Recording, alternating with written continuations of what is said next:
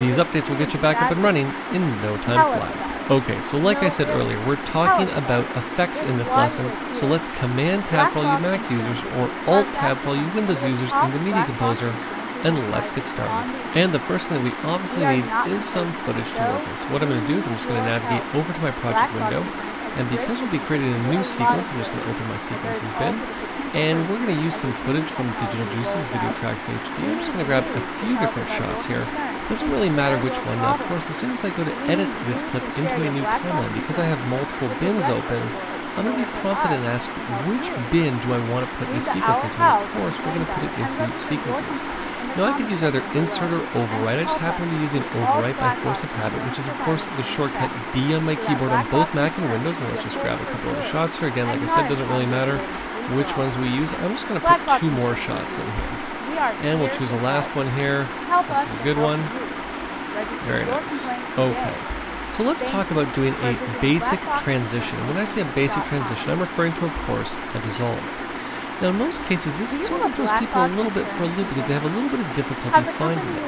Now, if you're looking for an effect, there's only one place you can go to find all of the effects inside of Avid's Media Composer, and that's the effects palette. Now, there's a couple ways that you can get to it. You can actually navigate to it right up here at the top of the project window right there.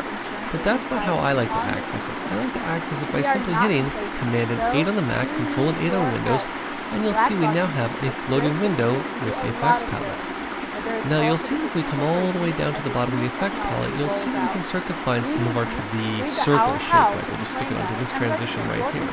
You'll see, there we go. But of course, this is not just a basic dissolve. Now I've put these 2 transitions on, but I want to remove them, and there's actually a very easy way to remove them. We're simply going to use the remove effect command. You can find remove effect actually located right up here at the top of your timeline, or what I do is I have it mapped on my keyboard as a shortcut, simply F5. There we go, I'm just going to remove both of those.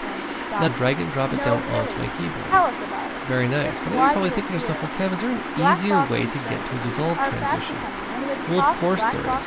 What you can actually do is navigate to any edit point and simply use the backslash key on the keyboard, which is the default shortcut for quick transition. Now you'll see that I was referring to it as a dissolve. Accessing it from over here in the effects palette lets me be specific and choose dissolve, but you'll see right above it and below it I have some other transitions. I have a dip to color, fade from color, fade to color, but using the quick transition command, you'll see that right up here at the top I can add any one of these different transition types that I want.